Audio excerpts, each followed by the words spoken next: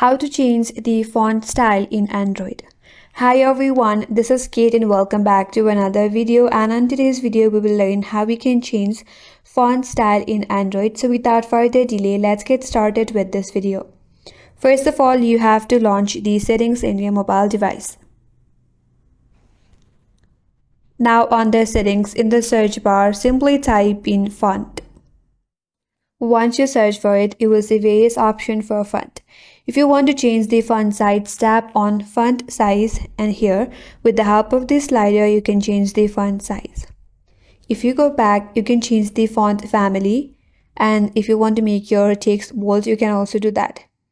In your Android device, you may also find an option to change its style. Tap on the font style and then you can select your preferred font.